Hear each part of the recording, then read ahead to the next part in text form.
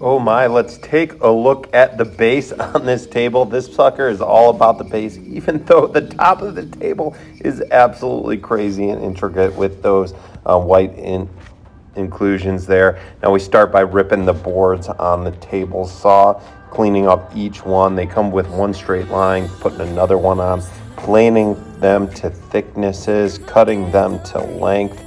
This is all so that I can glue up this base nice and cleanly with the domino here. I end up making two panels that you're going to see me clamp right here with the dominoes.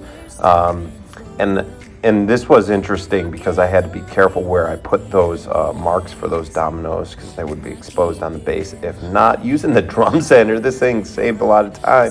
Also allowed me to get them perfectly flat for this second stage glue up. The second stage glue up is to make them thicker and solid wood, and I'm using this little card of mine. I bet you there's an easier way to glue this up here, but that's what I figured out. After I finished it out, I jointed one edge to make sure it was perfectly straight flat, traced it out, ripping it through on the bandsaw here, then using this awesome belt sander I got from Jet.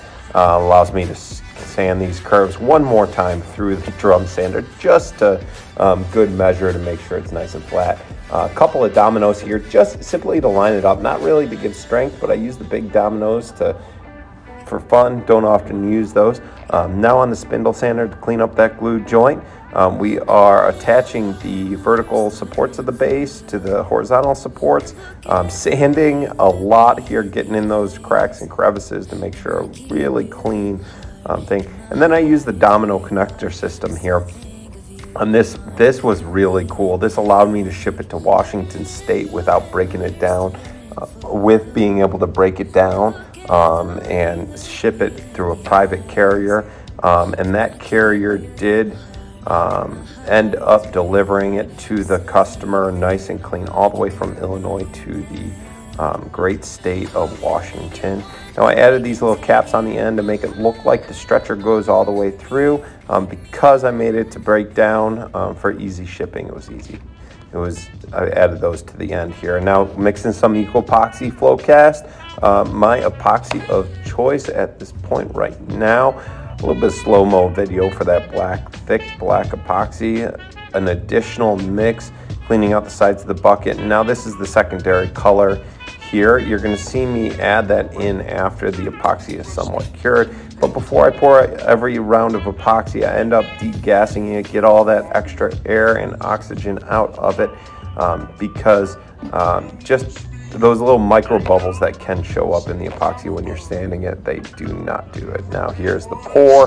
That's after I poured. It had sat for about 18 hours at this point. I woke up in the middle of the night to do this. You got to hit it at the exact perfect consistency so that the color does show up and stay when it's fully cured, because the epoxy does move. Now this one's always fun. Got to pop it off the HDPV that nothing sticks to. A little bit of jockeying around of this flat slab. Lots of sanding, a little bit of sanding antics here, a little dancing for some fun having.